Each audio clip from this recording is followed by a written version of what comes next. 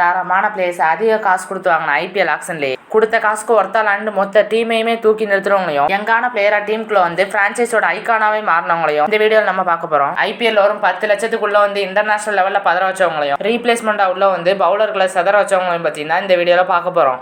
ஓவரா பேசாம வாங்க வீடியோக்குள்ள போயிடலாம்.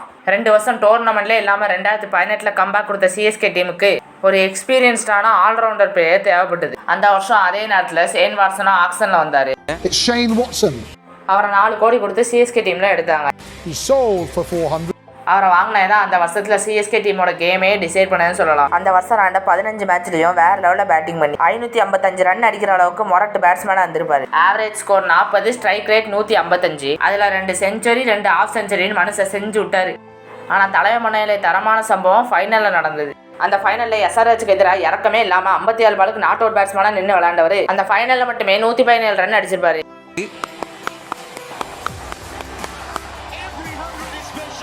மற்ற பேட்ஸ்மேன்களுக்கு சேர்த்து இவரே வேலை பார்த்ததுனால 8 விக்கெட் வித்தியாசத்துல ஃபைனல்ஸ்ல வின் பண்ணி கொடுத்துருக்காரு இவரோட டீமுக்கு.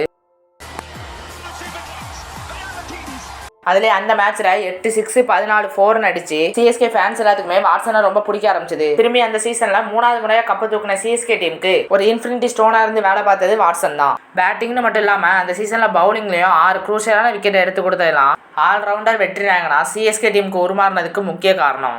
கொடுத்த கடைசி ₹1 வரைக்கும் Sunil Narine 2012 KKR team west இண்டீஸ்ல உள்ள ஒரு வேற லெவல் ஸ்பின்னரை 3.5 கோடி கொடுத்து டீமுக்கு எடுத்தாங்க. அந்த ஸ்பின்னர் தான் சுனில் நரேன். ஆனா கேகேஆர் ஓனர் கூட நினைச்சு பார்க்காத அளவுக்கு அவங்க டீமுக்கு அவரை எடுத்தத ஒரு நல்ல விஷயமா இருந்துச்சு. கணிக்க முடியாத யூனிக்கா இருக்கிற அவளோட சுழல் பந்து மந்திரம் பெரிய பெரிய பேட்ஸ்மேன்களால கூட புரிஞ்சு கூட முடியாத அளவுக்கு இருந்துச்சு. என்ட்ரினா இப்படிதான் இருக்கணும் அப்படின்னு நினைக்கிற அளவுக்கு டெபியூட் சீசன்ல 24 விக்கெட் கேகேஆர் காண்டி எடுத்திருப்பாரு.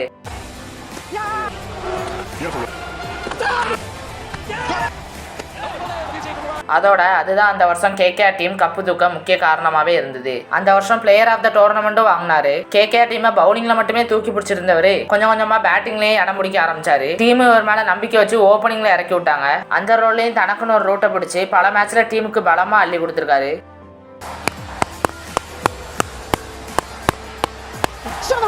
வெயிட்டான பேட்டிங்லானையும் வேற லெவலான பவுலிங்லானையும் கேம் சேஞ்சராகவே மாறினாரு கேகேஆர் டீமுக்கு நிறைய. இப்ப கேகேஆர் டீமோட அசைக்க முடியாத தூணா பயங்கரமான சப்போர்ட் கொடுத்துருக்காரு எல்லா சீசன்லயும். டேவிட் வார்னர் 2014 எஸ்ஆர்எஸ் டீம் 5 கோடி செலவு பண்ணி ஒரு ஆஸ்திரேலியன் பிளேயரை டீமுக்குள்ள இறக்குனாங்க. அவர் தான் டேவிட் வார்னர். அந்த டைம்ல கொஞ்சம் எக்ஸ்பென்சிவா இருந்தாலும் கொடுத்த விலைக்கு வீண் போகல அப்படிங்கறத நிரூபிச்சு காட்டினாரு. இவரோட அக்ரெசிவான பேட்டிங்னால பல மேட்சை எஸ்ஆர்ஹெச்சுக்கு சாதகமா முடிச்சு கொடுத்தாரு. அதோட எல்லா மேட்ச்லையும் பெர்ஃபார்ம் பண்ணுற கன்சிஸ்டன்சியும் வெறியோட ஆடக்கூடிய அக்ரஸனும் எஸ்ஆர்ஹெச்சுக்கு அவர் மேலே ஒரு நம்பிக்கை கொடுத்தது. சொல்லப்போனால் வார்னரோட என்ட்ரிக்கு அப்புறம் எஸ்ஆர்ஹெச்சோட பேட்டிங்கே 10 மடங்கு அதிகமாச்சுன்னே சொல்லலாம். அந்த டீம் ஆன ஒவ்வொரு சீசன்லையும் வார்னரோட இம்பாக்ட் பயங்கரமாக தெரிஞ்சுது. அதோட 2015 ஐபிஎல் சீசனில் தான் அவரை கேப்டன் ஆக்குனாங்க எஸ்ஆர்ஹெச். அதே ஃபோர்ஸில் 2016 எஸ்ஆர்ஹெச் ஆர்சிபிக்கு எதிராக கப்பும் அடித்தாங்க. அதுவும் அந்த டோர்னமெண்ட்டில் ஆர்சிபியோட நடந்த ஃபைனல் மேட்ச்லலாம் டேவிட் வார்னர் 69 ரன் அடிச்சிருந்தாரு. இதனால் வெற்றி எஸ்ஆர்ஹெச் டீமுக்கும் வந்தது.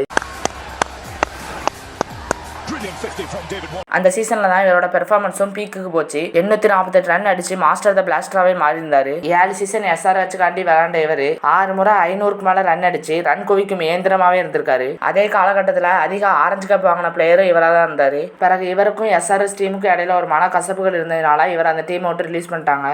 நல்லாவே இருக்க மாட்டாங்க. ஆனா ஆன சீசன்லாம் எஸ்ஆர்எஸ் டீமுக்கு டிசப்பாயிண்ட் பண்ணாத அளவுக்கு பெர்ஃபார்மன்ஸ் கொடுத்திருப்பாரு தலைவன். இன்னொரு ஹைலைட்டான மேட்டர் என்னன்னா ஐபிஎல் வரலாற்றிலே அதிக ரன் அடிச்ச ஃபாரின் பிளேயர் இவர் தான். கிறிஸ் கெயில் 2011 ஐபிஎல் ஆக்ஷன் நடக்கும்போது எந்த டீமாலையும் வாங்கப்படாத பிளேயரா இருந்தாரு கிறிஸ் கெயில். ஆனா அந்த வருஷம் ஒரு மிராக்கிளா பெர்க்மேனஸ்ங்கிற ஒரு ஆர்சிபி பிளேயரால விளையாட முடியாம போக அவருக்கு மேல ரீப்ளேஸ்மெண்டா தான் டீமுக்குள்ள வந்திருப்பாரு கிறிஸ் கெயில். ரீப்ளேஸ்மெண்டா உள்ள வந்துரு அதுக்கப்புறம் தான் ப்ரூவ் பண்ணாரு யாரு சிவாஜி தம் பாஸ்னு. அதுக்கப்புறம் பவுலர்கள் மேல அவர் காட்டின தொடர் தாக்குதலும் வன்முறையும் 2011 வெறும் 12 மேட்ச் விளையாண்டு 608 ரன் அடிச்சிருந்திருப்பாரு.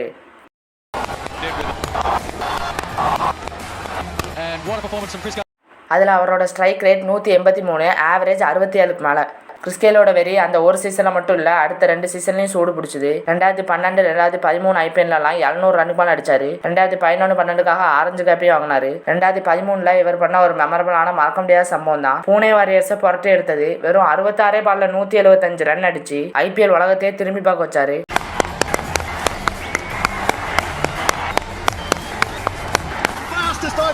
அந்த இன்னிங்ஸ்ல 13 4 17 6 அடிச்சு ஹிஸ்டரி ஆஃப் ஐபிஎல்ல ஒரு சிங்கிள் மேன் அடிச்சு அதிக ஸ்கோரா மாறிச்சு. இவர் மொத்தம் 6 செஞ்சுரி 31 ஹாஃப் செஞ்சுரின்னு ஒட்டுமொத்த கெரியர்லயுமே அடிச்சிருக்காரு. அதுலயே இவரோட வேற லெவல் பேட்டிங் ஸ்டைலு தான் பல மறக்க முடியாத வெற்றிகளையும் குவிச்சு கொடுத்திருக்கு. அதோட ஐபிஎல்ல மட்டும் 357 சிக்ஸ் அடிச்சு மோஸ்ட் சிக்ஸருக்கான ரெக்கார்டு வச்சிருக்க ஒரே பிளேயர் இவர் தான். ஐபிஎல்ல இந்த மாதிரி பிளேயர் கிடைக்கலாம் சாதாரண விஷயம் கிடையாது. அதனாலதான் இவர் ஆர்சிபிக்கு பொக்கிஷமா பார்க்கப்படுறாரு. இதோட பார்ட் 2 வீடியோ என்ன கீழே கமெண்ட் பாக்ஸ்ல பார்ட் 2 கமெண்ட் பண்ணுங்க. இதோட இந்த வீடியோ முடியுது. பாய் गाइस.